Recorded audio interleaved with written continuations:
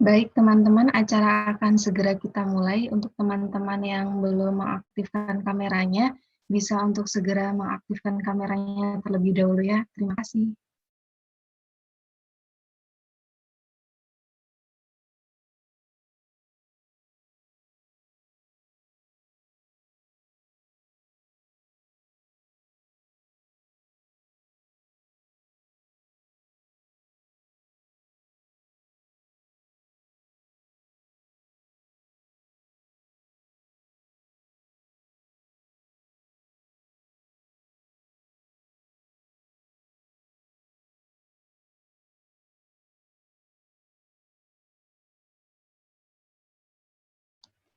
Assalamualaikum warahmatullahi wabarakatuh. Selamat pagi dan salam sejahtera bagi kita semua. Bismillahirrahmanirrahim. Alhamdulillahirabbil alamin. Wassalatu wassalamu ala asrofil anbiya'i wa mursalin Sayyidina Muhammadin wa ala alihi washabihi ajmain, amma ba'du. Yang terhormat Ketua Program Studi Teknik Industri Universitas Ahmad Dahlan, Ibu Utami Ningsih Linarti STMT. Yang terhormat Saudara Muhammad Riz Auliansyah selaku narasumber pada pagi hari ini. Yang terhormat Saudara Yayat Fatur Rahman Labanu selaku Ketua Himpunan Mahasiswa Teknik Industri Universitas Ahmad Dahlan. Yang terhormat Saudara Aislan Maulana Zain selaku Ketua Panitia Sign Letter dan peserta webinar yang berbahagia pada pagi hari ini. Puji syukur marilah kita panjatkan kehadirat Allah Subhanahu wa taala yang telah memberikan rahmat serta hidayahnya kepada kita semua, sehingga pada pagi hari ini kita dapat berjumpa dalam acara seminar infografis dan lomba poster dengan tema Ide dan Strategi Pengembangan Industri dalam Rangkulan Era Digital.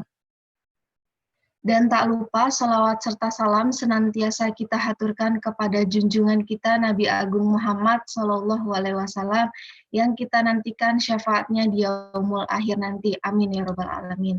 Sebelumnya perkenalkan saya Mutiara Murti Pratiwi selaku pembawa acara pada pagi hari ini. Sebelumnya saya akan membacakan susunan acara yang akan kita lalui bersama pada pagi hari ini, yaitu yang pertama pembukaan, yang kedua pembacaan ayat suci Al-Quran, yang ketiga menyanyikan lagu Indonesia Raya, yang keempat sambutan-sambutan, yang kelima acara inti, yang keenam pengumuman pemenang lomba poster, yang ketujuh penutup. Langsung saja memasuki acara yang pertama yaitu pembukaan. Marilah kita buka acara pada pagi hari ini dengan membaca basmalah bersama-sama. Bismillahirrahmanirrahim. Acara yang kedua adalah pembacaan Al-Quran yang akan dibacakan oleh Saudara Muqayyimul Hisyam. Kepada Saudara Muqayyimul Hisyam, dipersilahkan. Baik, sebelumnya apakah suara saya bisa terdengar? Terdengar, Mas. Sebentar, Pak.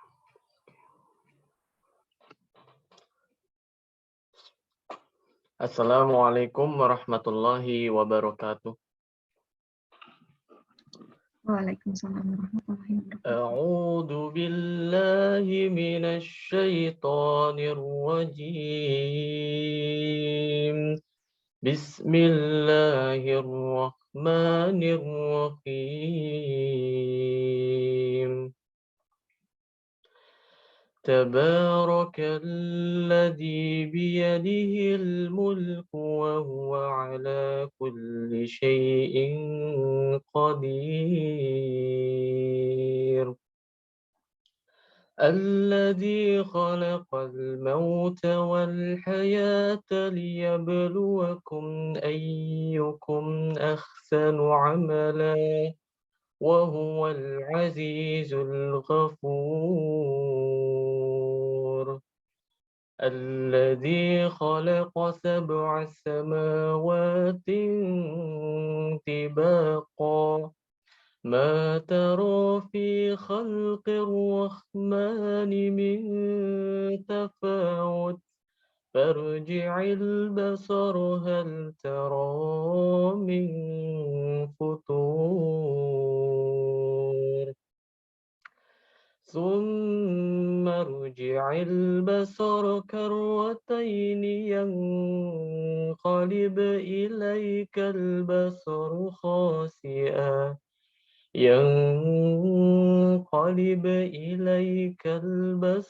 خاسئا وهو خسير ولقد زينا السماء الدنيا بمصابيح وجعلناها رجوما للشياطين وأعتدنا لهم عذاب السعير صدق الله العظيم. Assalamualaikum warahmatullahi wabarakatuh. Waalaikumsalam warahmatullahi wabarakatuh. Terima kasih kepada Saudara Muqayyimul Hisham yang telah melantunkan ayat suci Al-Quran. Semoga pembaca maupun kita yang mendengar mendapatkan pahala dari Allah Subhanahu wa Ta'ala. Amin ya Rabbal 'Alamin. Acara selanjutnya adalah menyanyikan lagu Indonesia Raya. Untuk operator bisa share screen.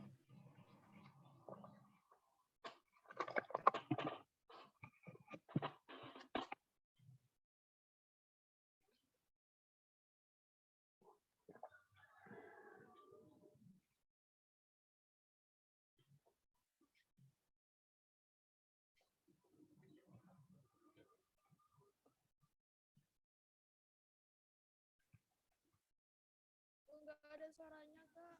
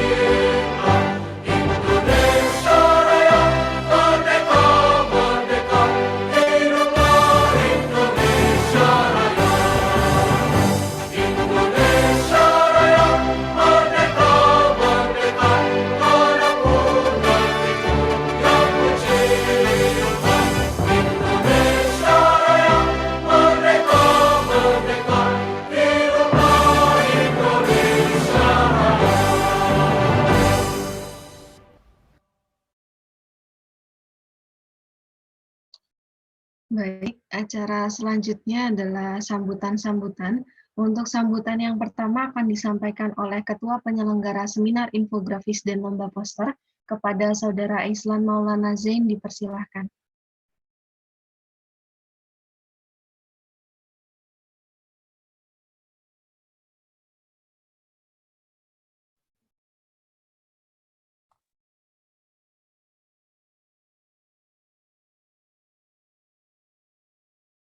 Apakah suaranya terdengar?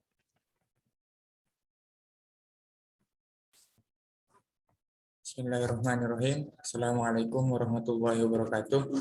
Hamdan wa syukran lillah, sholatan wa salaman ala rasulillah, Sayyidina Muhammad ibn Abdillah, wa ala alihi wa sahbihi wa mawalah. Yang kami hormati Ketua Program Studi Teknik Industri,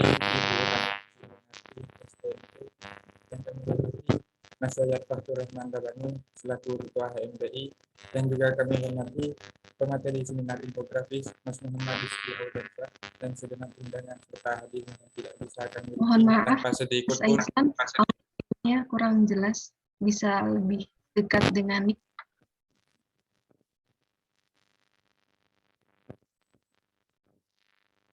Kami hormati pemateri seminar infografis Mas Muhammad Rizky Audarsa dan segenap undangan serta hadirin yang tidak bisa kami rinci tanpa sedikit pun rasa hormat yang terkurangi. Kegiatan seminar infografis merupakan salah satu program kerja Departemen Pers dan Info HMTI yang kami hadirkan dengan tujuan sebagai wadah untuk teman-teman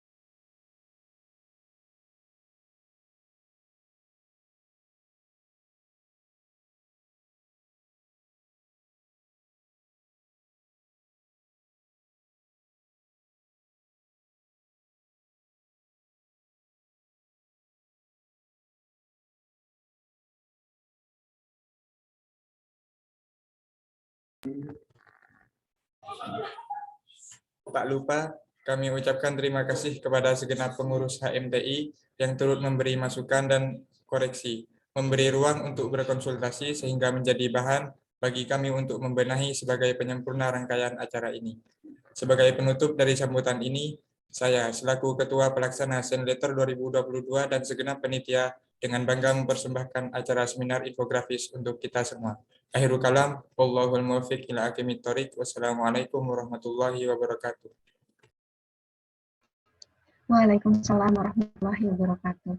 Terima kasih kepada Saudara Islan Maulana Zain yang telah menyampaikan sambutannya. Untuk sambutan selanjutnya akan disampaikan oleh Ketua Himpunan Mahasiswa Teknik Industri Universitas Ahmad Dahlan atau yang mewakili dipersilahkan. Baik, Assalamualaikum warahmatullahi wabarakatuh. Pertama-tama, marilah kita ucapkan puji syukur kehadirat Allah Subhanahu wa Ta'ala yang telah memberikan nikmat dan kesehatan kepada kita semua, sehingga kita semua dapat berkumpul bersama pada kesempatan kali ini dalam acara seminar infografis dan lomba poster atau yang dapat disingkat Senletter. Tak lupa juga kita curahkan sholawat serta salam kita untuk baginda Nabi besar Muhammad SAW beserta keluarga dan para sahabatnya. Yang saya hormati Ibu Taminingsih Linarti STMT selaku Kaprodi Teknik Industri Universitas Ahmad Dahlan, yang saya hormati Kak Muhammad Riz Auliansah selaku pemateri pada seminar pagi ini, dan teman-teman serta panitia semua yang saya banggakan. Langsung saja saya ucapkan terima kasih untuk pihak-pihak yang telah berkontribusi dalam berjalannya acara ini, di mana acara ini memiliki tujuan untuk memperkenalkan penyajian infografis yang benar pada mahasiswa-mahasiswi, dan untuk meningkatkan kemampuan atau soft skill dalam desain grafis. Saya ucapkan terima kasih juga untuk pemateri yang telah menyempatkan waktunya pada pagi hari ini untuk mengisi materi yang dengan harapan nantinya dapat bermanfaat bagi peserta yang mengikuti seminar ini. Saya ucapkan juga terima kasih untuk panitia yang telah bekerja dengan sepenuh hati untuk demi berjalannya Senletter pada pagi hari ini. Saya ucapkan selamat datang juga untuk peserta, dan sebelumnya saya ucapkan selamat untuk peserta yang nantinya memenangkan lomba desain poster tersebut. Mungkin itu saja sambutan yang dapat saya sampaikan. Mohon maaf apabila ada kekurangan dan kesalahan dalam penyelenggaraan acara ini. Terima kasih. Wassalamualaikum warahmatullahi wabarakatuh. Waalaikumsalam warahmatullahi wabarakatuh. Terima kasih kepada Saudari Vinka yang sudah menyampaikan sambutannya. Kemudian sambutan yang ketiga akan disampaikan oleh Ketua Program Studi Teknik Industri Universitas Ahmad Dahlan kepada Ibu Utami Ningsih Linarti STMT, dipersilakan. Apakah Ibu Utami sudah berada di room?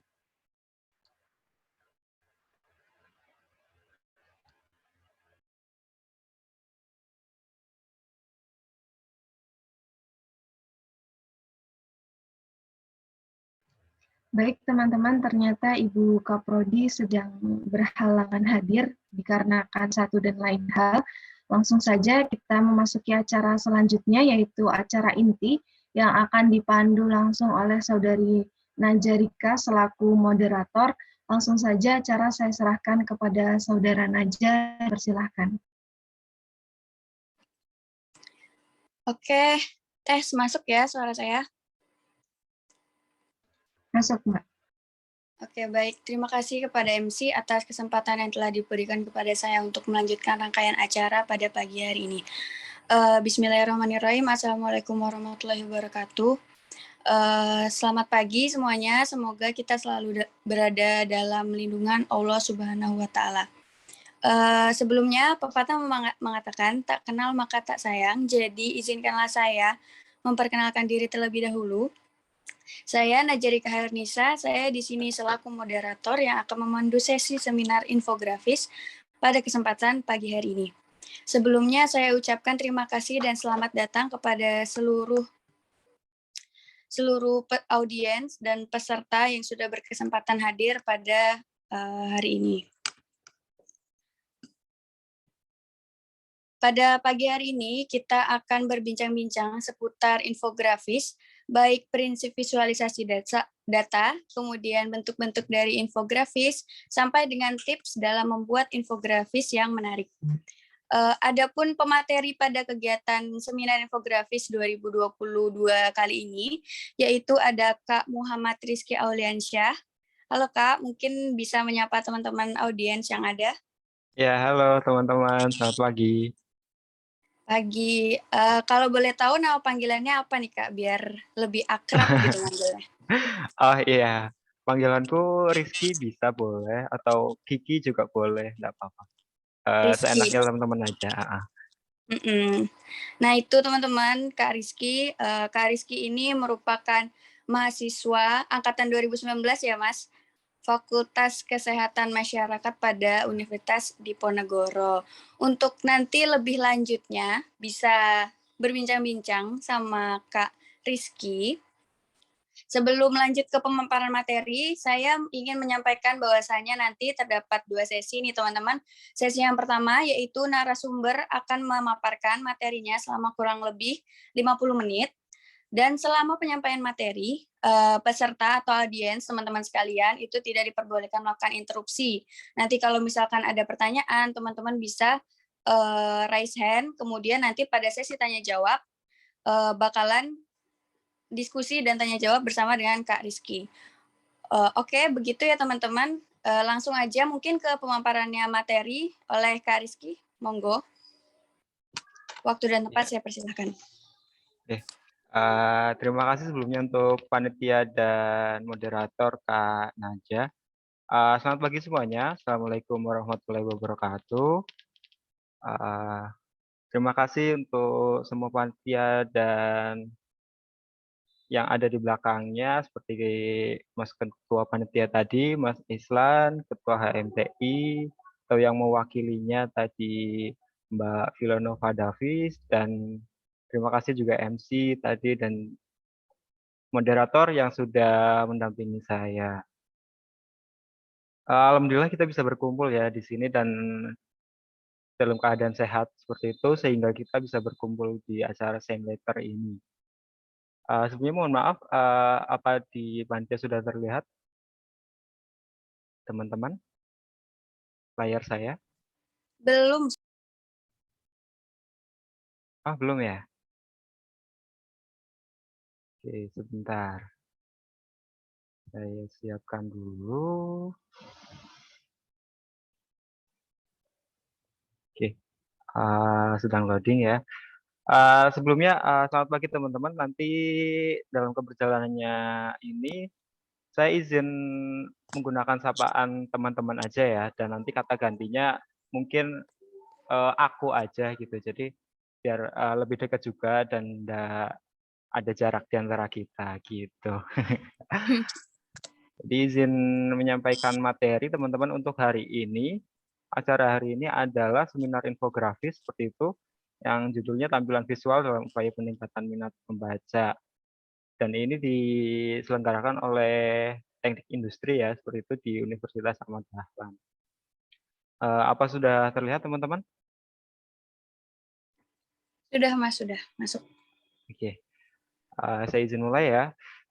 Jadi untuk materi hari ini tentang infografis, yaitu bagaimana tips and triknya dan bagaimana cara mengolah datanya, cuman kita sedikit aja tentang cara mengolah data, karena hari ini kan lebih kepada grafisnya seperti itu. Nah sebelumnya perkenalan dulu, nama aku Muhammad Rizky Auliansyah, dipanggil Rizky aja boleh. Aku dari Kesehatan Masyarakat Undip, dan sekarang ada di semester 6 seperti itu. Dan sebetulnya bidang aku tuh sudah switch seperti itu ya. Jadi waktu awal kuliah sampai semester 5 mungkin itu masih bergelut di bidang grafis seperti itu. Dan setelah semester 6 berjalan, akhirnya memutuskan untuk switch karir ke data science. Tapi masih relatif berhubungan gitu seperti dengan data dan desain. Dan ini yang saya geluti saat ini, graphic design, data analisis juga, dan yang lagi saya pelajari sekarang ada artificial intelligence. Nah, nggak usah lama-lama, kita masuk ke materi intinya, infografis. Apa sih itu infografis? Infografis itu kan ada sebuah informasi yang di-packing atau disematkan ke dalam suatu grafis.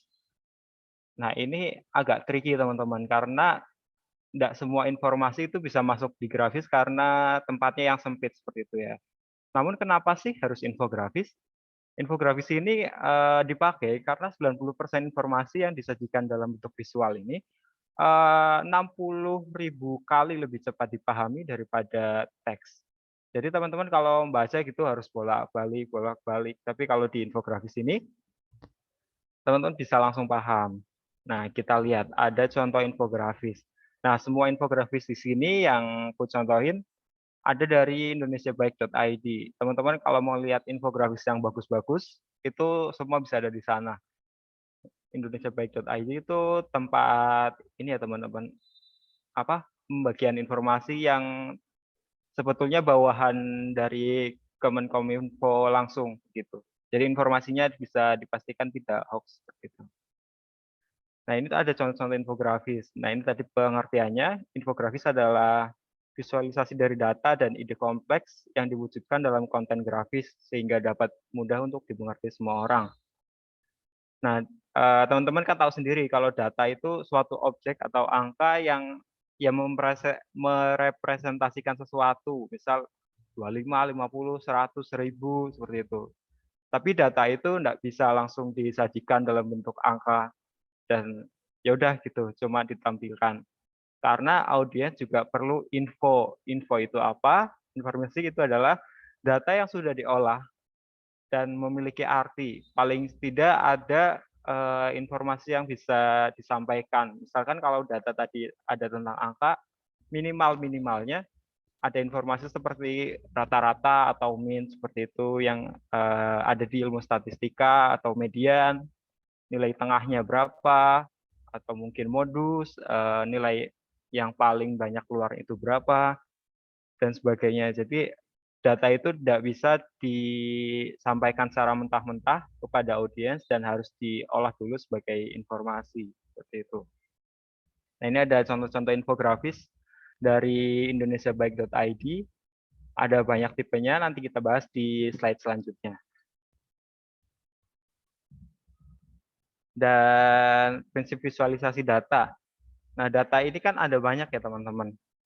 Teman-teman bisa ambil dari data primer atau data sekunder. Data primer itu yang teman-teman ambil langsung, misal dengan wawancara atau checklist dan sebagainya. Dan data sekunder teman-teman bisa ambil dari sumber yang terpercaya. Contohnya misal jurnal ataupun undang-undang gitu. Dan sumber lainnya yang paling penting poinnya adalah data itu harus bisa dipercaya. Karena dalam suatu infografis sudah bisa menarik audiens yang banyak.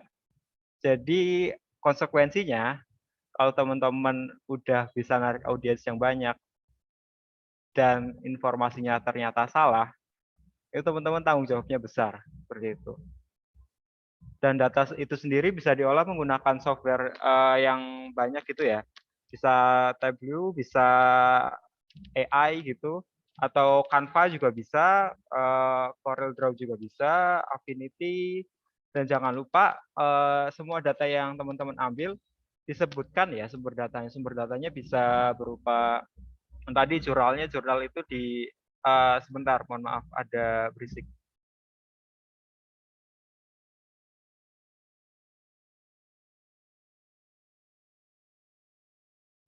Oke, teman-teman apa masih bisa kedengaran?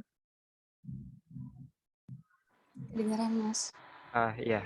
Mohon maaf ini ya, mohon maaf lagi ada di sekolah untuk cari internet seperti itu agar kencang. Namun kayaknya tidak kondusif. Nanti kalau ada putus atau bagaimana tolong diinfokan aja ya.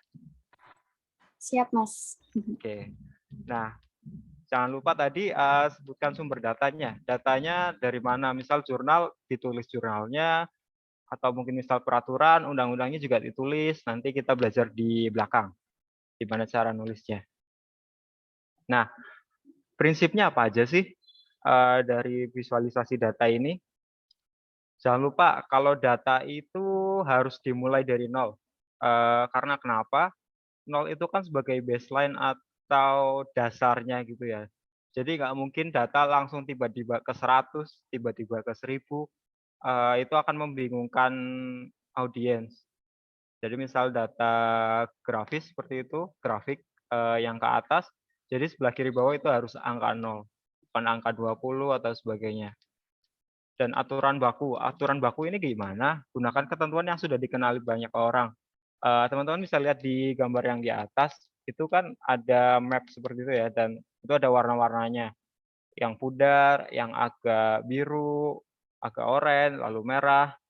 Dan kalau ini misal digambarkan seperti penyakit, teman-teman tuh udah langsung paham, oh berarti yang merah itu yang banyak, yang bahaya. Yang biru itu berarti yang tengah, atau yang pudar yang hampir putih, itu berarti jumlah yang terkena penyakit dikit gitu. Jadi gunakan bahasa atau pattern atau pola yang sudah biasa dipakai oleh masyarakat luas. Jadi jangan sampai misleading. Misal yang tua ternyata itu yang paling sedikit, yang warna muda itu malah yang banyak gitu. Itu kan agak menyimpang gitu dari logika. Dan yang selanjutnya ada tidak memilih. Jangan milih data yang diinginkan saja. Jadi benar-benar data semuanya itu dimasukkan, mau yang jelek, mau yang bagus. Jadi jangan dipilih-pilih. Misalkan kategori susu apa nih yang paling laku gitu. Misal maaf saya sebut merek, misal Bear Brand dan sebagainya gitu. Dan yang ditampilkan cuma 5 itu saja. Nah, yang paling jelek tuh apa? Yang paling sedikit penjualannya tuh apa? Misal ini misal saja ya, mohon maaf, misal high-low gitu. Ya itu semuanya ditampilkan dalam satu data. Jadi enggak boleh ditampilkan hanya yang 5 terbaik gitu-gitu. Ya boleh secara konteks.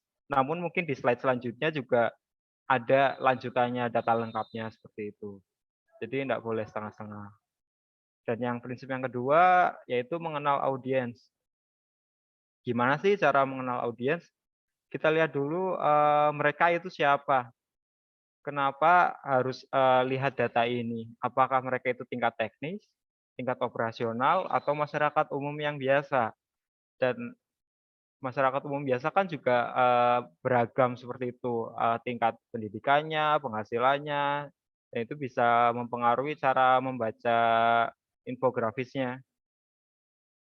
Dan masyarakat itu bisa mengeksplor sendiri atau tidak, dan interpretasinya apakah mereka nanti salah atau bisa benar, makanya kita bisa pisahkan seperti itu. Misal untuk masyarakat dan pemerintah, itu gunakan gambaran umum aja. Misal paling banyak di hari ini penyakit misal COVID gitu ya.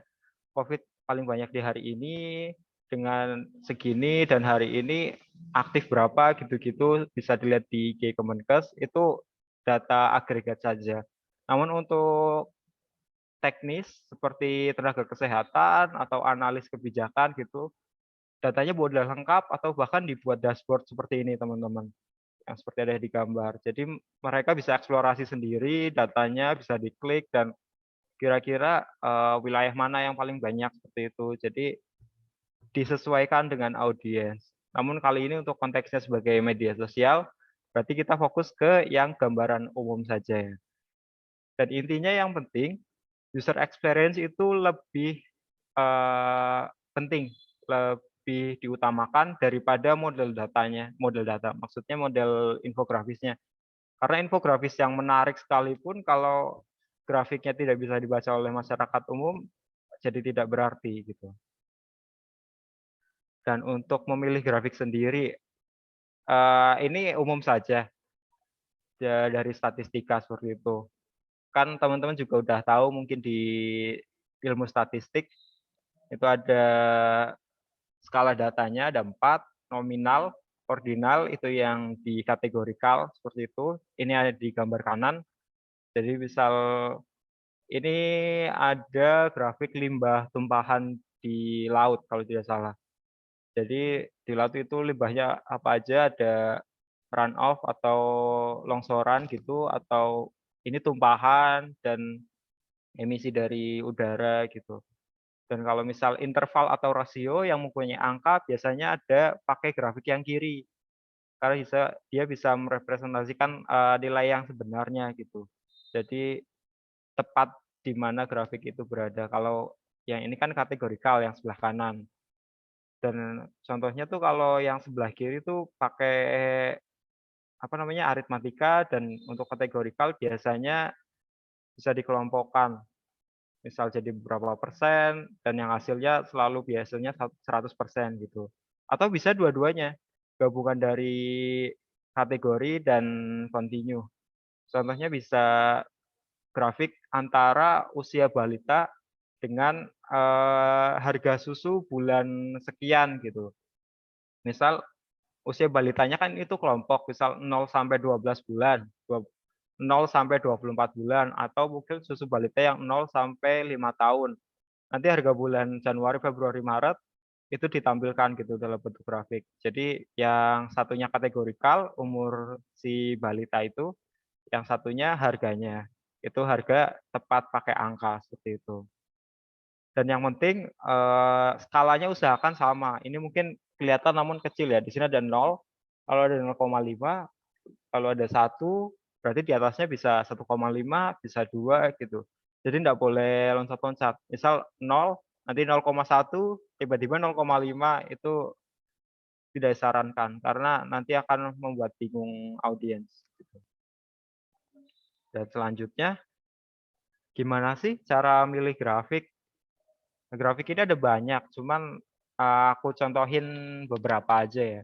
Jadi ada timeline, scatter plot. Scatter plot ini yang biasa buat penelitian, deviasi, distribusi, spasial, dan flow diagram gitu. Yang pertama kita lihat langsung aja ke contohnya. Nah, ini ada timeline. Timeline ini merepresentasikan waktu dan satu nilai lainnya. Biasanya waktu ke arah kanan dan nilai lainnya di arah yang ke atas atau yang sumbu Y seperti itu. Dan timeline ini sama, diusahakan skalanya tetap sama. Ini seperti ini ya, tanggal 7, tanggal 14, tanggal 21, tanggal 28, kelipatan 7 seperti itu. Walaupun memang tidak bisa merepresentasikan tepatnya 1 sampai 30, namun skalanya tetap sama, tuh. Dan itu ada tanda oranye untuk maksimum temperatur, ini data temperatur ya teman-teman. Dan kalau bisa untuk data timeline tidak boleh ada data kosong atau nol, karena nanti garisnya bisa putus seperti itu. Dan bisa menciptakan warna sorotan, misal kategori tadi susu bawah 1 tahun, di bawah 2 tahun, sama di bawah 5 tahun. Misal di bawah 1 tahun itu warnanya biru, di bawah 2 tahun itu warnanya merah, di bawah 5 tahun itu warnanya hijau, itu boleh. Dan nanti setiap kategori atau merek produknya bisa dibedakan dari gradasi warnanya. Kira-kira yang mencolok itu berarti yang penjualannya paling banyak, mungkin gitu. Intinya warna mencolok itu boleh digunakan kalau ada beda kategori, tapi kalau kategorinya sama, diusahakan menggunakan gradasi saja, yang lebih tua, lalu yang lebih muda, yang lebih muda. Gitu. Dan selanjutnya ada grafik scatter. Ini mungkin yang paling dihindari dari mahasiswa, karena grafiknya selalu menunjukkan tentang biasanya penelitian gitu. Menggambarkan dua hubungan variabel dan biasanya ada garis, ini tidak ada garisnya ya, menunjukkan arah hubungan. Seperti itu, dan lazim digunakan di kalangan akademisi. Karena grafik kayak gini kan nggak mungkin di audiens umum. Audiens umum ini apa, titik-titik apa, kok bisa nyebar kayak gini, yang satunya di antara 20-30, terus ke atasnya 4, ini apa gitu. Jadi biasanya digunakan untuk kalangan akademisi atau teknik saja untuk pertimbangan, seperti itu, tidak untuk umum. Yang selanjutnya ada grafik deviasi atau simpangan. Biasanya ini digunakan untuk analisis penjualan. Ada variasinya, misal penjualan hari ini untung berapa, hari ini rugi berapa, dan bisa menggambarkan pola simpangan yang terjadi. Misal maksimal dari 1 bulan di tanggal 15 kok rugi banyak. Nah itu nanti bisa kita analisis lebih lanjut kenapa itu bisa rugi gitu. Nah data itu kan harus diinterpretasi kayak tadi, harus menjadi informasi. Kalau cuma data paling sedikit itu di tanggal 15, ya kenapa? Kenapa penjualan itu rugi di tanggal 15? Nah itu yang informasinya kita harus lebih gali lagi.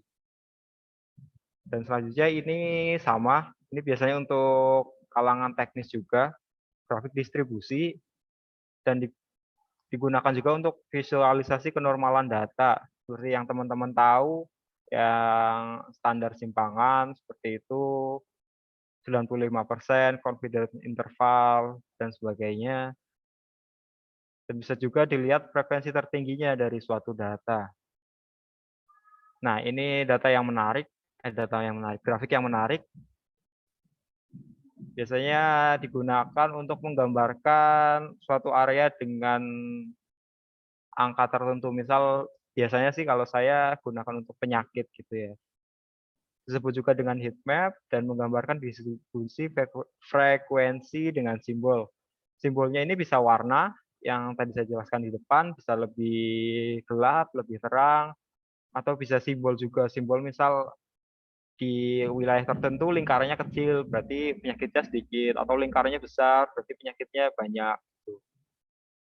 Biasanya digunakan untuk memetakan suatu wilayah dan memprioritaskan suatu masalah. Itu teman-teman. Biasanya di teknis juga bisa, ataupun di kalangan umum juga bisa. Kalau kalangan umum biasanya pakainya warna. Dan yang terakhir ada grafik flow atau alur seperti itu. Biasa disebut juga diagram Sankey dan menggambarkan pergerakan data dari satu titik ke titik lainnya. Biasanya digunakan oleh tingkatan teknis dan contoh lainnya itu Google Maps. Jadi teman-teman misal dari Semarang ke Yogyakarta itu lewatnya Magelang gitu. Habis itu dari Magelang kemana. Nah itu grafik flow seperti itu. Dan untuk bentuk infografis, Ada banyak sekali bentuk infografis, tapi saya contohkan 5 aja di sini. Ada infografis statistik, informasi, kronologi, geografis, dan perbandingan. Nah, poin pentingnya ini harus tepat dan mudah dimengerti, teman-teman. Jadi misal lagi cerita soal sejarah, tapi ternyata grafisnya tentang statistik, jadi sangat tidak menarik. Harusnya kan sejarah pakai kronologi gitu, timeline-nya tahun segini ada peristiwa apa, tahun segini ada peristiwa apa, nanti kita coba lihat di slide selanjutnya. Nah, ini yang pertama, infografis statistik. Nah, teman-teman bisa lihat di sini, mungkin agak kecilan ya, maaf ya teman-teman. Di sini ada lama waktu puasa di berbagai kota di dunia. Ini diambil dari indonesiabaik.id juga. Nah, kita bisa lihat di situ statistiknya. Kalau grafik semakin besar berarti kan otomatis logikanya semakin lama ya waktu puasanya, dan lihat warnanya juga, yang paling sedikit itu warnanya kalem, yang warnanya merah berarti paling panas gitu, atau istilahnya paling lama.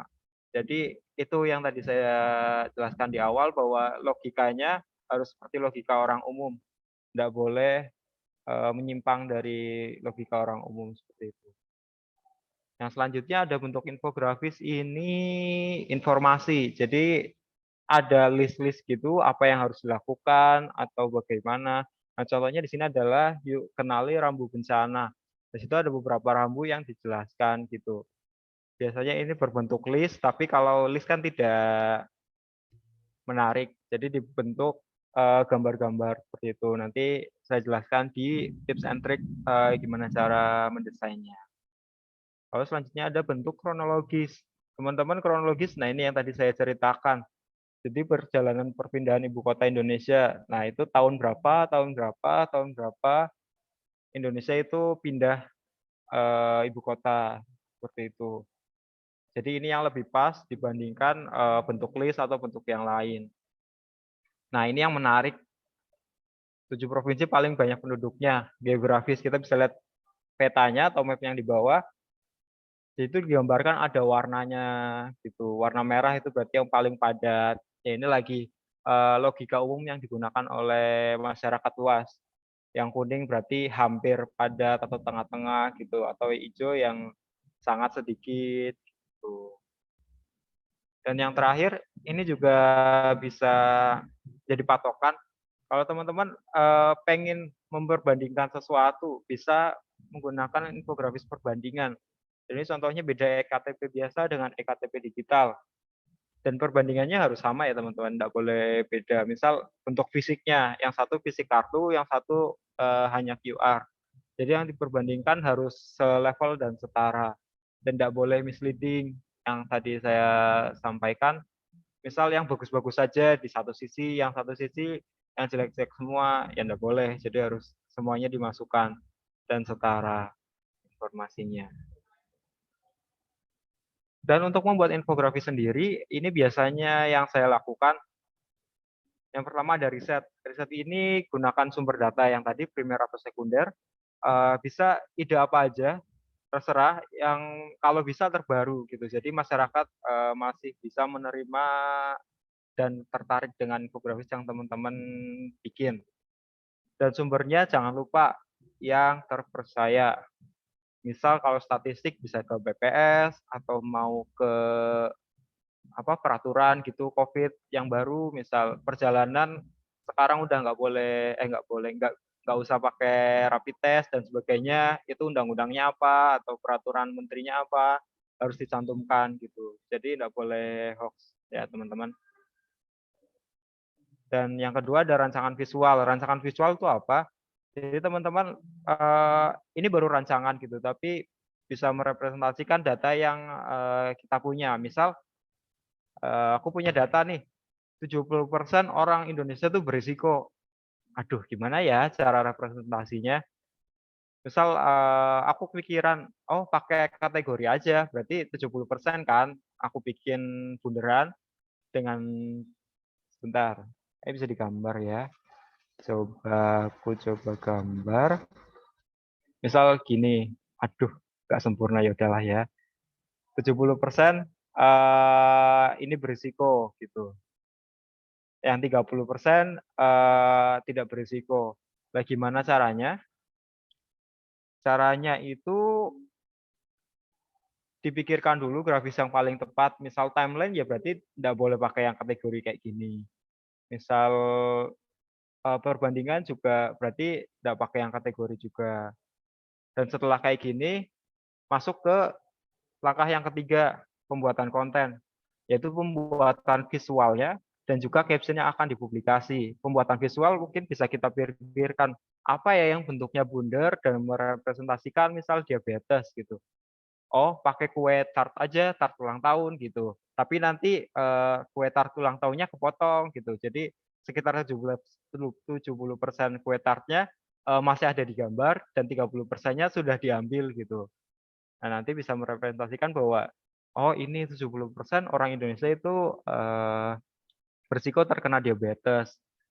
Dan untuk perencanaan caption kita bisa lihat di sebelah kiri yaitu ada ini yang biasa saya gunakan, ini juga rujukannya dari kakak indonesiabaik.id waktu dulu saya pelatihan juga. Ini tuh ada tema, temanya tuh tema yang ingin diangkat tuh apa, tema singkat saja gitu. Misal risiko diabetes di Indonesia gitu. Itu singkat, udah cukup. Tanggalnya, tanggal konten akan terbit, mau terbit kapan. Kalau di bagian narasi ada judul caption. Jadi judul caption beda ya teman-teman dengan judul grafisnya. Judul caption misal apa ya, judulnya misal seberapa berisikokah orang Indonesia terkena diabetes, mungkin gitu di judul caption-nya. Dan kontennya, caption-nya itu sendiri isinya apa. Dan ini harus diperhatikan media sosial yang digunakan, misal Twitter maksimal berapa kata, ya udah berarti caption dan hashtag tidak boleh lebih dari kalau tidak salah 200 atau berapa gitu ya. Dan materi grafisnya. Nah, ini materi grafisnya bisa kita scratch atau bisa kita ide dari sini judulnya judul gimana, misal ada ungkapan gitu di awal, wah ternyata 70% orang Indonesia berisiko terkena diabetes gitu. Itu judul utamanya. Nanti gimana cara bikin judulnya kita lihat di belakang. Lalu ada datanya juga, penjelasan data singkat. Jadi data singkatnya apa yang mau dimasukkan ke grafis tersebut. Tadi kan sudah dibuat ya di rancangan visual itu tadi. Dan sumber datanya di mana, tetap dicantumkan. Jadi biar tetap masuk di infografisnya.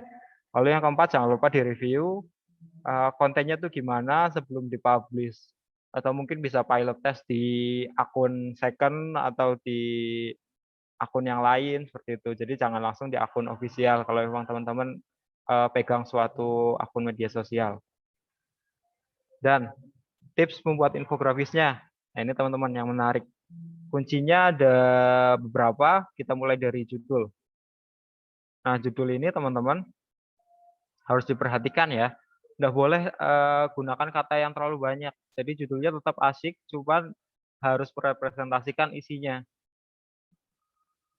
Dan strukturnya itu lengkap seperti bahasa Indonesia, ada subjek, predikat, objek, dan kalau bisa ada keterangan juga boleh. Cuman tetap balik lagi, 10 kata itu sangat maksimal. Apalagi judul untuk grafisnya ya teman-teman. Kalau untuk judul caption mungkin bisa lebih panjang, tapi tidak disarankan juga terlalu panjang. Jadi tetap 5-10 kata saja udah cukup. Nah, judul ini gimana sih cara bikinnya?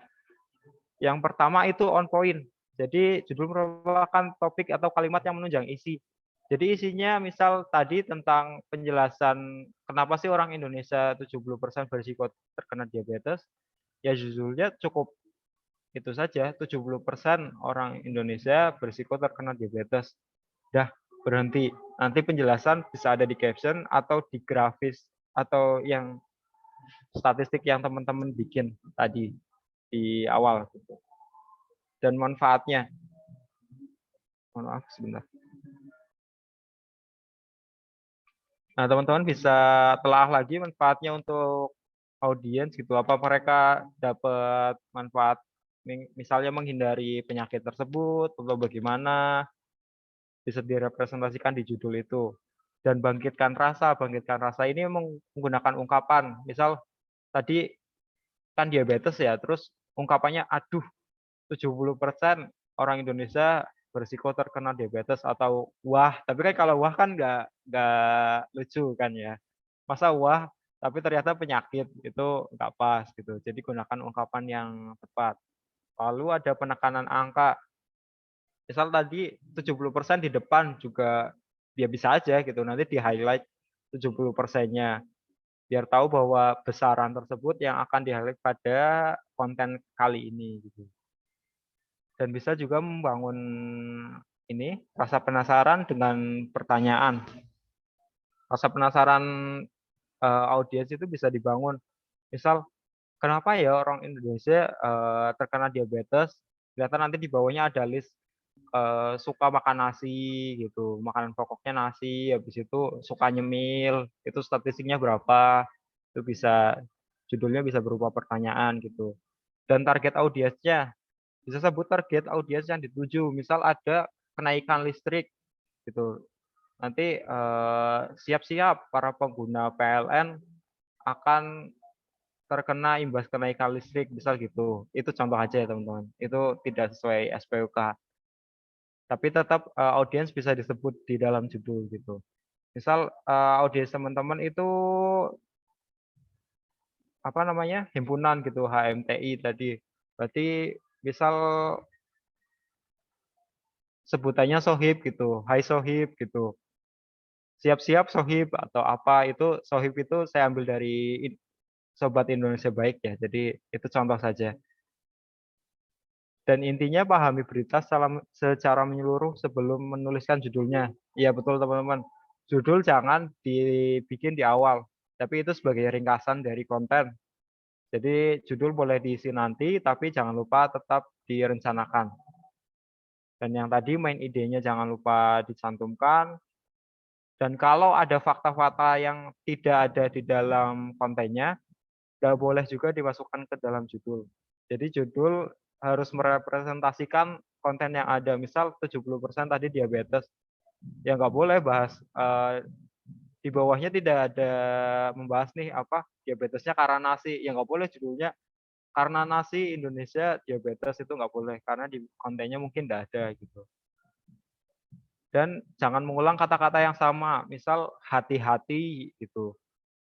Hati-hati karena apa? Hati-hati karena ada penyakit hati. Misal ini kan bisa menggunakan liver gitu ya, atau mungkin yang lain. Jadi nggak boleh menggunakan ungkapan yang ambigu. Yang jelas harus ringkas, jangan mengulang tadi, dan jangan ambigu. Dan selanjutnya, ada pemilihan warna. Warna ini sangat penting karena memang infografis biasanya menariknya di warna ini, berbeda warna gitu, menunjukkan yang ini yang banyak, yang ini yang sedikit. Warna ini ada 3 teman-teman, ada yang primer, sekunder, dan tersier. Untuk primer sendiri warna merah, kuning, dan biru. Jangan salah ya teman-teman, bukan red, green, blue, atau merah, hijau, dan biru, tapi warna primer adalah merah, kuning, dan biru. Lalu sekunder adalah warna yang tercipta dari warna primer, gabungan warna primer, itu ada orange, ada pink, dan juga ada hijau, seperti itu. Tersier itu warna gabungan warna dari warna sekunder. Dan wah materinya masih banyak nih, tapi tinggal dikit lagi. Saya izin ngebut ya teman-teman. Ada kombinasi warna. Kombinasi warna ini kita bisa lihat nanti ada di gambar slide selanjutnya. Yang pertama ada analog. Analog itu bersebelahan pada color wheel. Jadi kita bisa lihat nanti ada komplementer. Komplementer ini berseberangan dan terlihat itu ada 3 titik. Nah, ini teman-teman yang aku maksud. Komplementer itu benar-benar berseberangan. Misal merah dengan hijau, analog itu bisa hijau warna utama, nanti warna sekundernya bisa dari sebelahnya gitu. Atau triad tadi berbentuk segitiga dan itu sangat melengkapi. Namun triad ini agak tricky teman-teman. Jadi kalau belum siap dengan atau belum banyak riset dengan warna triadik, jadi jangan coba-coba untuk dipublikasikan. Kalau untuk coba-coba boleh aja untuk desain. Atau split komplementari dan tetradik. Kalau boleh saran, gunakan warna analog saja, karena analog sangat hampir bisa dipastikan masuk ke desain teman-teman gitu. Dan jangan lupa untuk warna sendiri yang penting diperhatikan adalah kontrasnya. Jadi kan infografis selalu ada informasi yang termuat di dalam situ ya. Jadi grafisnya misal warna putih gitu, tapi warna tulisannya abu-abu, tapi abu-abu terang. Itu nanti nggak kebaca dan audiens jadinya males gitu. Ini grafik apa gitu, nggak kelihatan. Dan tipsnya untuk pilih warna, gunakan paletnya yang sesuai. Kalau untuk dicetak bisa pakai CMYK, kalau untuk RGB itu bisa dipakai untuk dunia digital. Misal untuk konten Instagram pakainya RGB saja. Namun kalau untuk dicetak seperti banner gitu, itu pakai CMYK. Nanti ada pilihannya di aplikasi desain grafis teman-teman. Bisa pakai aplikasi apa saja ya teman-teman. Dan patut diingat juga kalau aplikasi desain itu merek itu tidak menentukan ya teman-teman. Jadi mau pakai Canva pun kalau desainnya bagus ya tetap bagus gitu. Gak usah minder. Misal dibikin pakai apa nih? Pakai Canva. Oh ya nggak masalah. Asalkan desain tadi memenuhi kaidah yang tadi kontras gitu, terbaca, menarik, dan judulnya juga menarik, itu nggak perlu minder gitu. Dan perbandingan warnanya, yang tadi aku bilang, paling tidak pakai warna 2 warna atau maksimal 3 warna aja dengan proporsi 60%, 30%, dan 10%.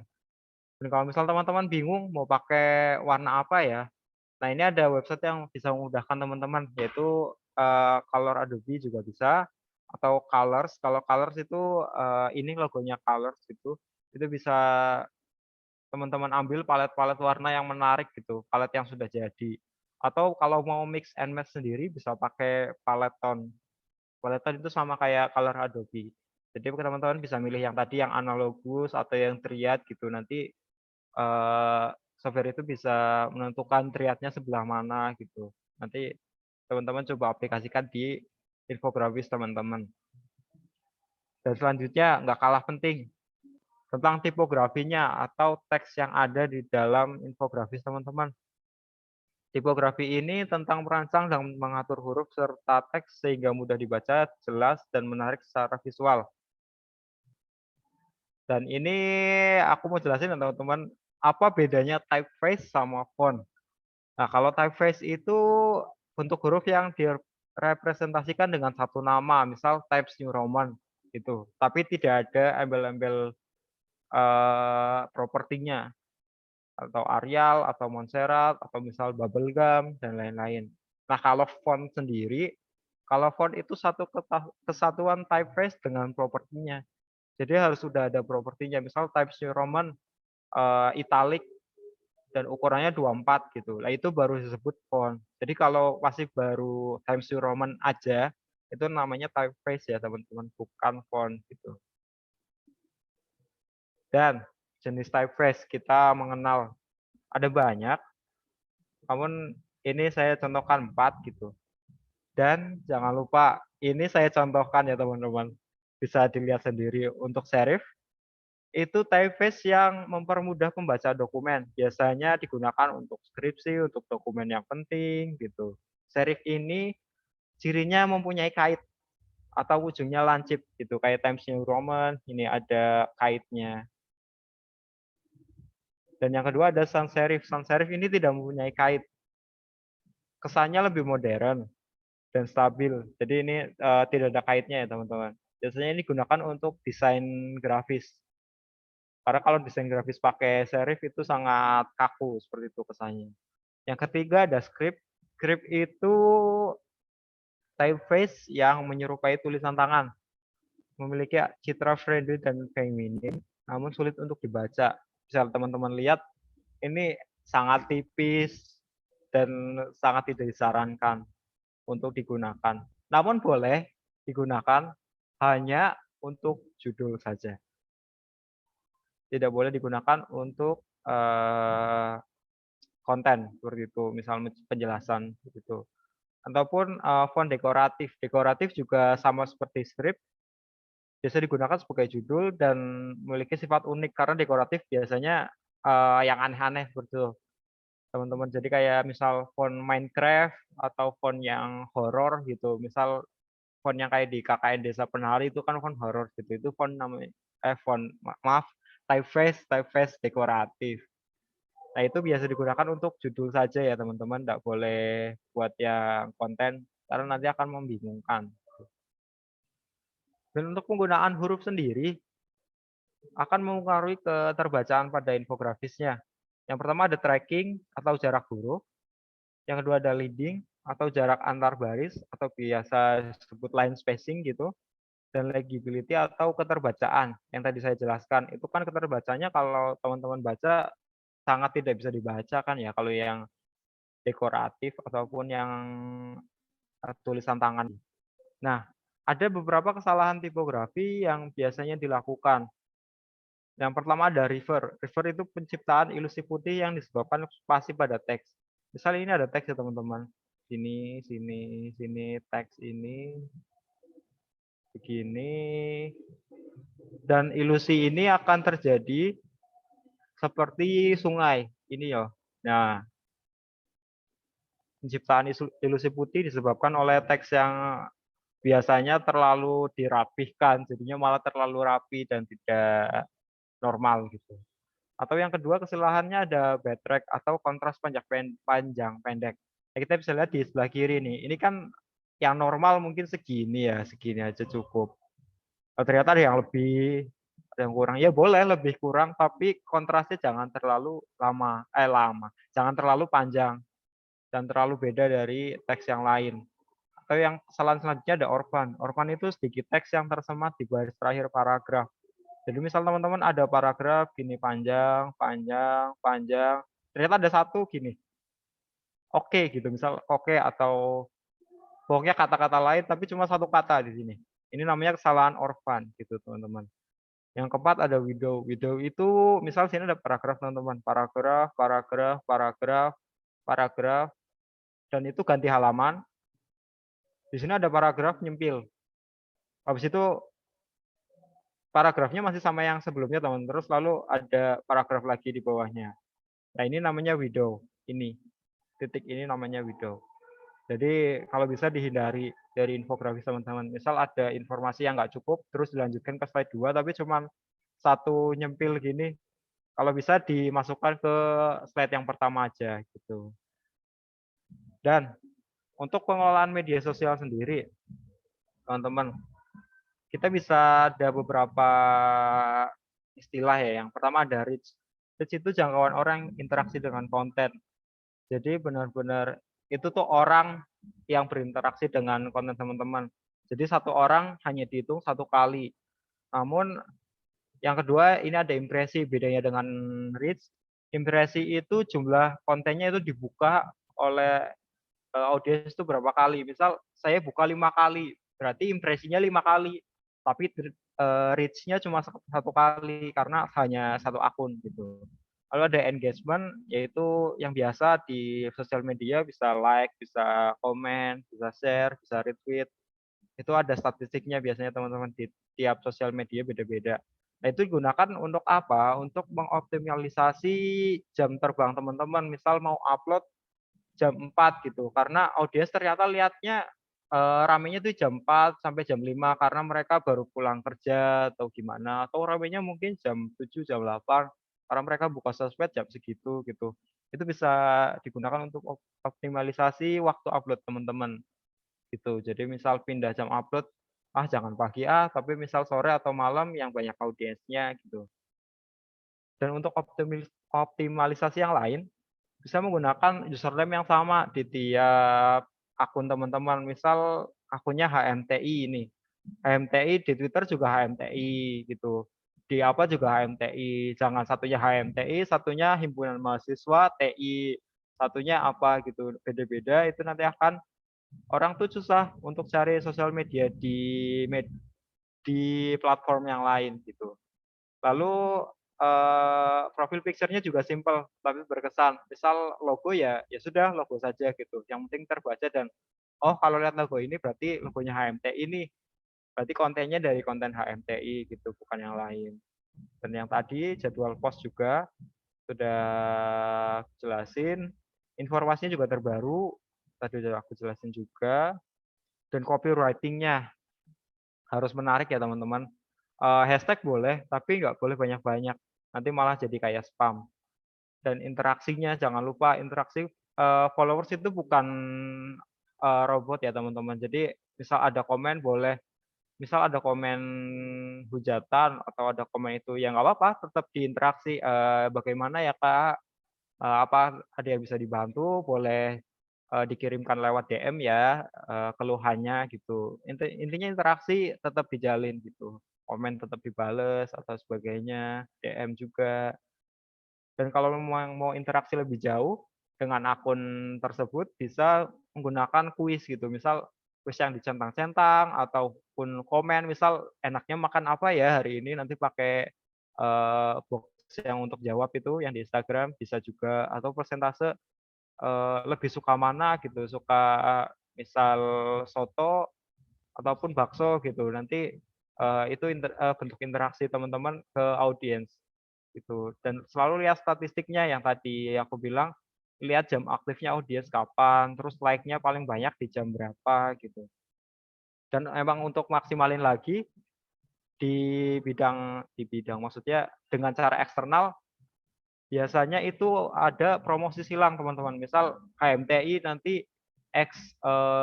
BEM Univnya gitu untuk promosiin acara ini. Nah itu namanya promosi silang juga bisa dilakukan teman-teman. Dan jangan lupa tadi tentang jam, harus konsisten ya teman-teman. Misal jam 7 ya, ya udah gitu jam 7 terus. Misal kalau jamnya mungkin nggak konsisten nggak apa-apa, tapi misal setiap hari upload, ya setiap hari harus ada yang di-upload gitu. Tanggal segini, upload segini, tanggal segini, upload segini, dan jangan beda-beda seperti itu teman-teman. Biasanya nanti kalau konsisten, algoritma media sosial akan berpihak ke teman-teman dan kontennya akan disebarkan lewat Explore seperti itu teman-teman. Dan yang untuk terakhir kali ini, ada beberapa etika yang harus teman-teman patuhi dan perhatikan. Yang pertama ada lisensi.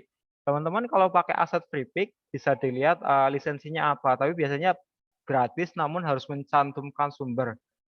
Jadi kalau memang harus mencantumkan sumber, nggak usah malu teman-teman, tinggal sumber gambar free pick gitu, nggak apa-apa, nggak masalah. Karena yang dinilai oleh audiens ya kontennya teman-teman bagus atau enggak. Masalah sumber gambar memang dari free pick dan memang harus jujur gitu. Nggak boleh dicantumkan ya teman-teman. Dan tidak memihak. Tidak memihak tadi seperti yang pada bagian data. Misal bagus-bagus aja, nanti yang jelek nggak ditampilin. Itu informasinya jadi nggak nyampe ke audiens. Kok cuma bagus aja, giliran produknya dicoba, lah kok jelek gitu. Itu nanti teman-teman akunnya akan tidak dipercaya lagi. Dan yang terakhir tidak melanggar norma. Norma ini umum ya teman-teman. Biasanya tuh teman-teman kalau melanggar itu ya norma, misal SARA gitu, pornografi atau misal promosi judi itu juga enggak boleh teman-teman. Atau mungkin datanya nggak valid jadi hoax gitu, atau mungkin dari data tersebut bisa menimbulkan kekerasan atau mungkin tawuran itu juga nggak boleh teman-teman. Jadi saring dulu, ya seperti tadi review dulu sebelum di-upload gitu teman-teman. Dan itu untuk materiku hari ini. Sebelumnya terima kasih untuk teman-teman yang sudah menjelaskan hingga akhir. Dan kayaknya waktunya tinggal dikit ya panitia. Boleh nggak panitia aku mau sedikit kuis, tapi minta tambahan waktu sekitar 5 menit. Masih bisa kok Mas, masih 9.20. Oke. Iya. Ya. Oke teman-teman, Ya kan? karena ini materiku udah selesai, kurang lebihnya mohon maaf apabila ada penyampaian materi tadi yang kurang berkenan, dan kali ini aku mau ajak teman-teman untuk main kuis. Bentar ya teman-teman, aku siapin dulu, dan mungkin HP-nya juga bisa disiapkan gitu. Platformku pakai Quizizz, jadi buka biasanya kalau tidak salah join myquiz.com, nanti aku share kodenya. Bentar ya teman-teman, aku siapkan dulu. Oke, udah. Oke. Full screen. Ya, teman-teman boleh pertanyaannya disimpan dulu, nanti bisa dipandu sama moderator. Untuk kali ini kita main quiz dulu ya teman-teman. Bisa masuk ke kode tersebut 340568. Dan sambil teman-teman join, aku jelasin kuisnya ya. Jadi kuisnya kurang lebih materinya sama yang kayak tadi teman-teman dengerin gitu. Jadi jangan lupa yang tadi nyatet, berarti bisa menyerap ilmunya. Dan nanti di akhir aku akan kasih berapa ya? Mungkin 2 terbaik ya. 2 terbaik aku akan kasih penghargaan kayak gitu. Nanti teman-teman bisa join aja. Boleh pakai nama asli aja buat konfirmasinya lebih gampang. Biar nanti gampang bahasanya, niteni atau menandai siapa yang menang gitu. Karena datanya ada di aku gitu teman-teman. Nah, boleh join. Teman-teman untuk kodenya 340568 atau aku share copy linknya boleh ya teman-teman di chat. Ayo teman-teman boleh join. Silakan panitia juga boleh kalau mau. Tapi nanti kalau panitia yang menang, aku nggak tahu jawab. Tapi nggak apa-apa sih. Karena ini kan untuk semua. Ayo teman-teman boleh join dulu. Aku tunggu sampai 9.15 ya teman-teman.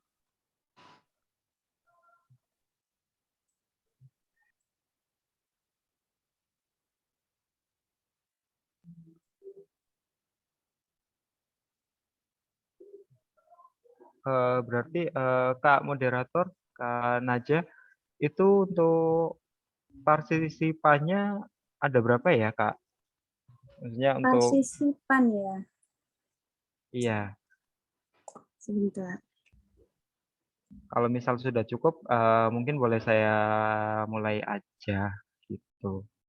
Ini teman-teman boleh di ini masukkan kodenya 340568.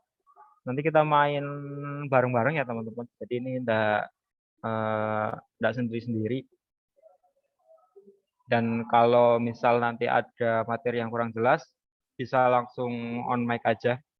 Karena ini mungkin ada sedikit, ini bocoran aja, ada materi yang nggak ada di slide aku, tapi ada di kuis ini. Nanti coba aku jelasin. Gitu.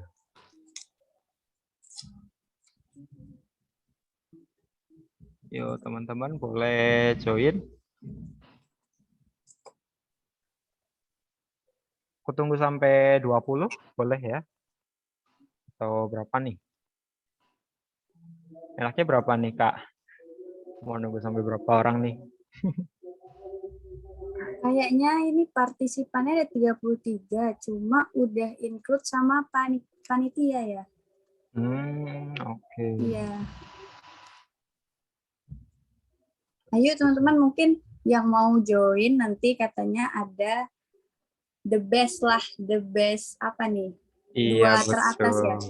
Iya, Dari 2 teratas nanti dapat apa ya? Enaknya apa ya?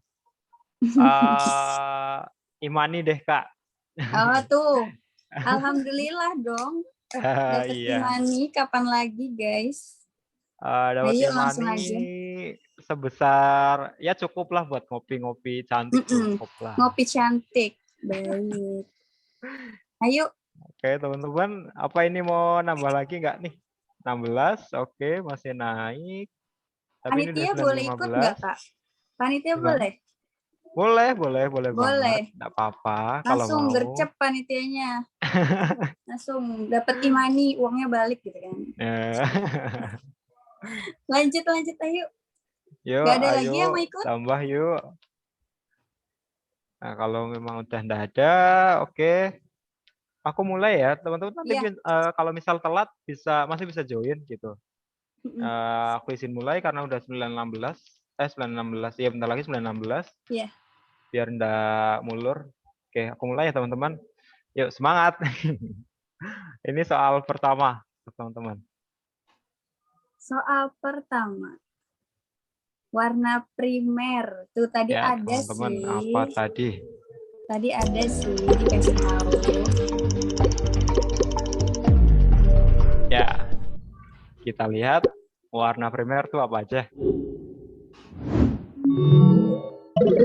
Iya, ada Irsyad. Yang kedua Alda Alfiah.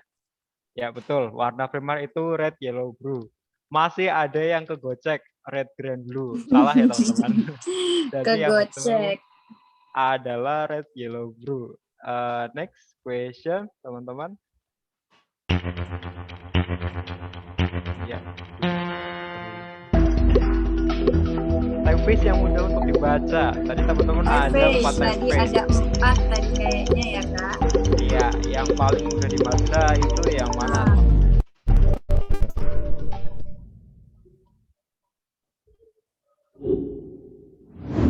Oke, masih ada Irsyad sama Alfiah. Peluang Nah, nih, iya, peluang. betul. Serif atau yang ada kaitnya itu yang paling mudah dibaca ya teman-teman. Sans serif juga nggak kalah, cuman itu masih di bawah serif karena tidak ada kaitnya. Ada beberapa orang yang kesusahan membaca sans serif seperti itu. Yang jawab skrip atau dekoratif perlu dipertanyakan ini.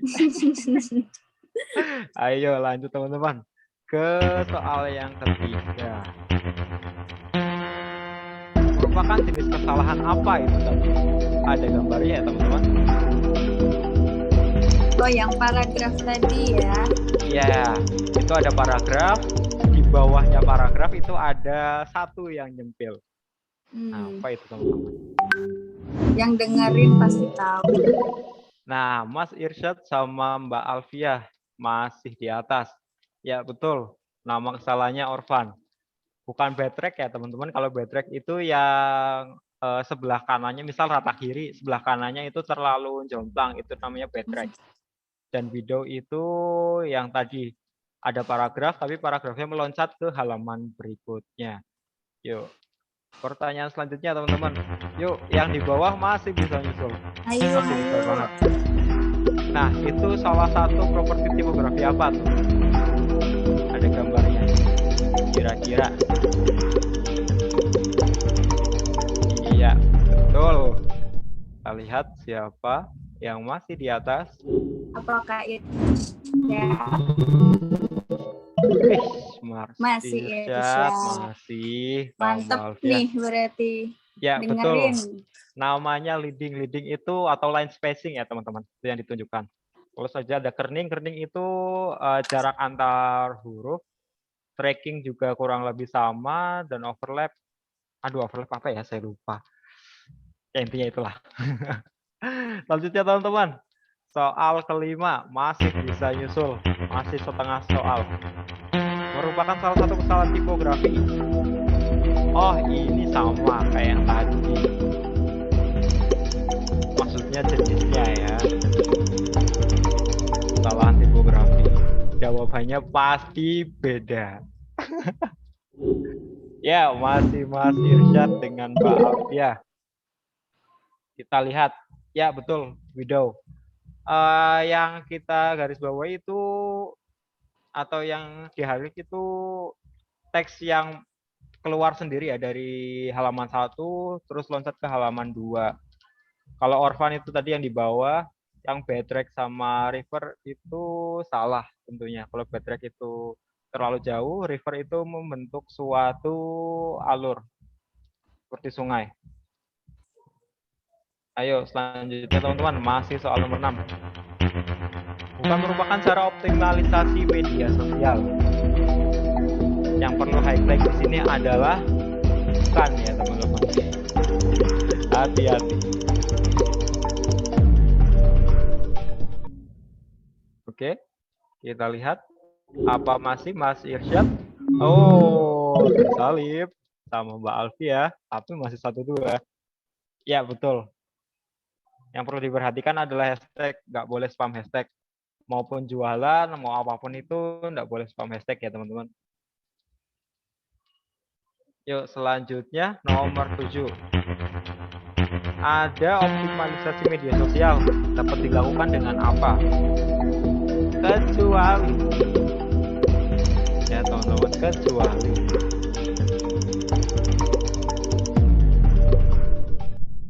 ayo, apakah masih Mbak Alfia? Iya, bagus. Masih Mbak Alfia dengan Mas Irsyad. Yes, dilarang ya teman-teman membeli followers karena itu tidak organik. Biasanya nanti ya followersnya banyak, namun impresinya tetap sedikit. Jadi nggak akan ngaruh ke akun teman-teman gitu. Nah, yang ke Gojek mungkin itu kecualinya tidak terbaca ya teman-teman. Yuk selanjutnya soal nomor 8. Lisensi yang benar-benar gratis adalah kecuali. Jadi ada beberapa lisensi ya teman-teman. Coba aku jelasin dikit. Tapi kita lihat klasmennya. Iya, masih Mbak Alfia dan Mas Irsyad. Ya, yang betul adalah kalau gratis itu Creative Commons 0, Public Domain License atau WTF-PL. Itu benar-benar gratis. Teman-teman nggak usah nyantumin mereka di grafisnya, itu boleh banget gitu. Itu karena benar-benar gratis. Namun kalau CCL, Creative Commons License, itu biasanya ada yang ya berbayar, walaupun ada yang gratis juga, tapi gratisnya tetap harus mencantumkan. Jadi tidak benar-benar gratis ya teman-teman. Selanjutnya, soal nomor 9. Ya, merupakan contoh warna apa teman-teman? Tadi kan udah dijelasin, ada yang berseberangan, ada yang dekat, ada yang segitiga, maupun yang lain. Ayo, ini posternya Kung Fu Panda. Iya, Mbak Alfia sendiri yang bertambah poinnya. Oh, tidak ada satu lagi ternyata. Ya betul teman-teman. Mohon maaf. Ini ada contoh poster analog. Jadi itu kan warna utamanya merah. Namun sebelahnya ada kuning gitu atau orange gitu. Jadi itu warna yang bersebelahan ya teman-teman. Dan warna bersebelahan itu namanya analog. Kalau monokromatik hanya satu warna, komplementari itu juga salah, triad apalagi karena triad itu sangat menjauh gitu ya segitiga. Ya. Yang terakhir, sebuah jenis grafik yang dinamakan dengan heatmap. Itu grafik apa ya teman-teman?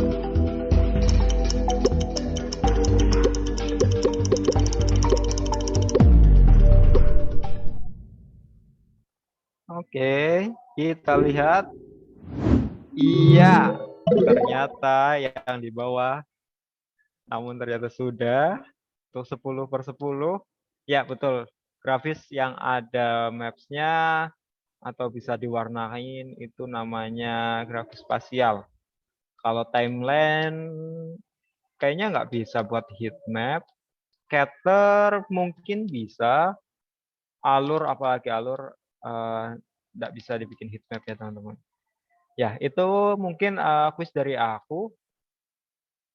Nanti teman-teman yang merasa ada di peringkat 1 atau peringkat 2, boleh SS buktinya. Nanti kirim ke... Oh, nggak usah SS buktinya teman-teman. Ini aja. Iya, SS nggak apa-apa. Tapi nanti nama terkait, kan ini namanya sesuai ya. Bisa PC aku di chat Zoom. Ya, nanti aku tindak lanjutin untuk hadiahnya ya teman-teman. Ya, ada Mas Irsyad dan Mbak Alfia. Selamat untuk Mas Irsyad dan Mbak Alfia. Cuma salah 1 dan salah 2 ya. Teman-teman yang lain nggak boleh patah semangat karena materinya tentu seharusnya bermanfaat ya teman-teman. Semoga bermanfaat. Dan terima kasih itu dari aku. Kurang lebihnya mohon maaf. Wassalamualaikum warahmatullahi wabarakatuh. Aku kembalikan ke moderator. Baik, terima kasih Mas. Sebelumnya mungkin masih ada sisa 5 menitan. Teman-teman yang mau tanya atau diskusi sama Kak Rizky mengenai infografis yang tadi sudah dijelaskan, boleh lewat raise hand aja, nanti dipilih sama panitia.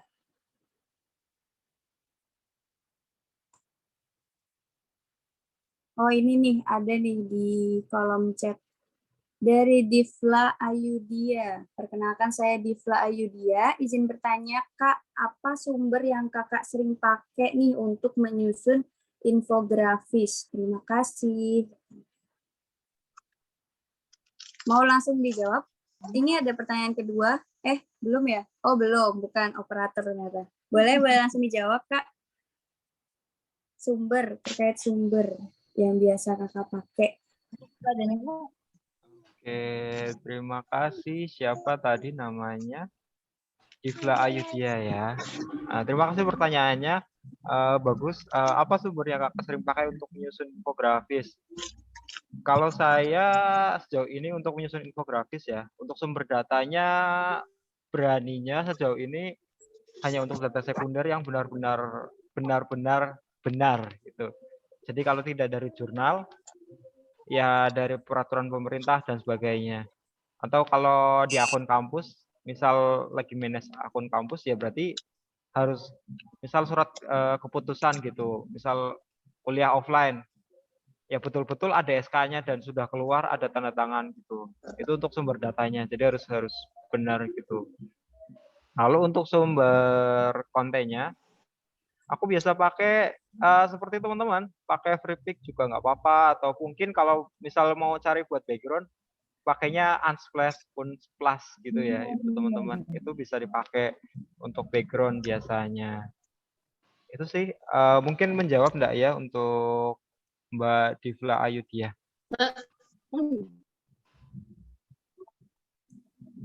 Oke. Habis. Terima kasih. Aku kembalikan ke Kak Naja. Oke, ini masih ada pertanyaan lagi sepertinya, Kak. Ngabisin waktu mungkin ya. Permisi, izin menanyakan bagaimana cara membuat sebuah infografis edukasi yang baik dan mudah dibaca karena padatnya data dalam infografis. Dari Irsyad Abdu. Iya.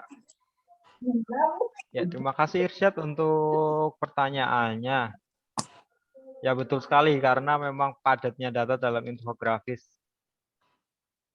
Jangan lupa ya Irsyad tadi sebetulnya boleh untuk meng-highlight beberapa poin, apalagi infografis edukasi seperti itu ya. Namun karena datanya itu padat, mungkin jangan diselentrekan atau jangan disampaikan dalam satu slide saja gitu. Atau mungkin dalam beberapa kategori gitu. Ya satu kategori satu slide gitu. Jangan sampai beberapa kategori dalam satu grafis dan itu masih ada penjelasannya lagi. Itu terlalu penuh. Mungkin kalau contoh-contoh yang baik, kalau aku akun nggak ada sih, nggak bikin. Ada sih di second account tapi itu hanya untuk testing aja. Kalau contoh infografis yang baik bisa lihat di indonesiabaik.id, itu contohnya banyak banget dan menarik semua. Dan cara membuat mudah dibaca itu seperti tadi. Intinya kontrasnya jangan lupa diperhatikan ya teman-teman. Misal tulisannya udah cerah, background-nya jangan ikut cerah juga. Jadi salah satunya harus ada yang ngalah. Jadi kalau untuk warna seperti hitam dan putih tidak dimasukkan ke dalam opsi warna juga nggak masalah. Misal tadi kan teman-teman maksimal 3 warna nih. Misal hijau, biru, merah gitu. Itu contoh aja ya teman-teman. Dan itu nggak ada warna hitam dan putih. Nggak apa-apa, itu bukan suatu pilihan hitam dan putih. Bisa dimasukkan ke grafis kapanpun gitu. Jadi bukan suatu tambahan warna. Karena itu untuk membantu keterbacaan infografis teman-teman gitu. Ya mungkin itu Kak Naja. Oke, itu jawabannya untuk Irsyad Abdu. Mungkin karena mengingat waktu ya teman-teman, sudah waktunya untuk ke sesi yang berikutnya. Jadi untuk pertanyaan dari Mustafa Aulia kita pending dulu. Langsung aja mungkin ya. Terima kasih untuk Kak Rizky atas ilmunya sudah sharing di sini bareng-bareng sama kita semua mengenai sama infografik itu bagaimana, tips and triknya. Itu kami terima kasih banyak sudah mengisi. Baik, selanjutnya untuk acara yang selanjutnya saya serahkan kembali kepada MC Saudara Mutiara Murti. Baik, terima kasih kepada moderator yang telah memandu jalannya acara inti pada pagi hari ini. Acara berikutnya yakni pengumuman pemenang lomba poster yang akan disampaikan langsung oleh panitia kepada panitia yang bertugas, dipersilahkan.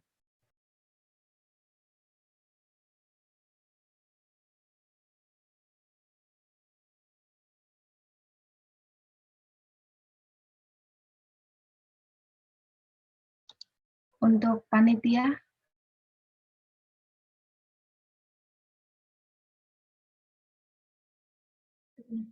baik, terima kasih. Izin masuk tanpa salam. Di sini saya akan mengumumkan pemenang juara lomba poster, seminar infografis, dan lomba poster Universitas Ahmad Dahlan tahun 2022.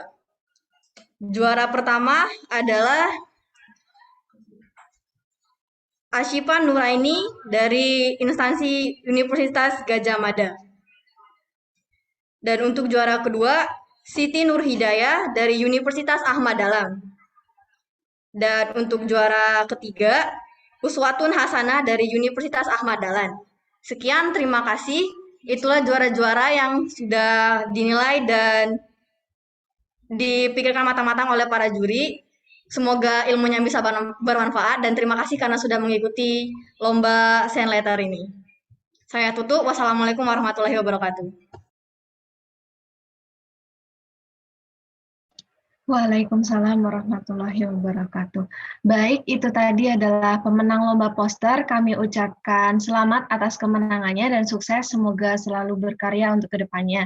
Untuk peserta lain yang belum memenangkan, dimohon untuk tidak berkecil hati dan tetap semangat.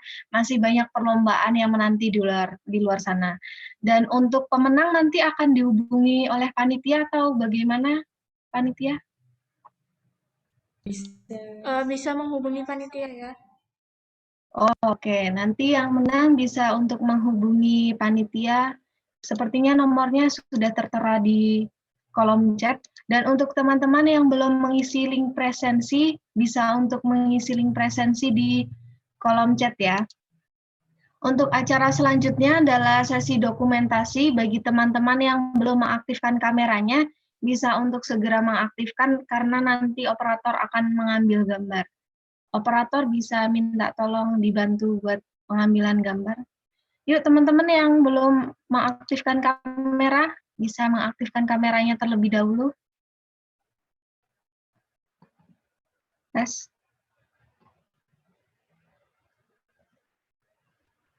Yuk yang lain yang belum mengaktifkan kamera.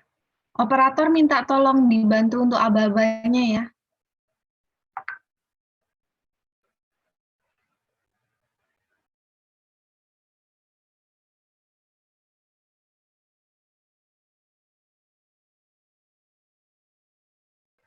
Gimana operator?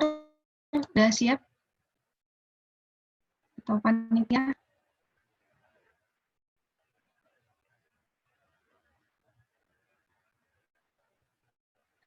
Oke, kalau bisa dari aja. Untuk slide pertama, 1, 2, 3. Untuk slide kedua, 1, 2, 3. Oke, terima kasih. Teman-teman, sampailah kita pada penghujung acara. Semoga apa yang telah disampaikan oleh pemateri dapat memberikan manfaat bagi kita semua. Saya Mutiara Murti Pratiwi selaku pembawa acara mewakili seluruh panitia yang bertugas mengucapkan terima kasih dan memohon maaf apabila selama berjalannya acara terdapat kesalahan dalam berucap, baik disengaja maupun tidak disengaja. Mari kita tutup acara pada hari ini dengan membaca hamdalah bersama-sama. Alhamdulillahirrabbilalamin. Akhir kata, wassalamualaikum warahmatullahi wabarakatuh. Waalaikumsalam warahmatullahi wabarakatuh.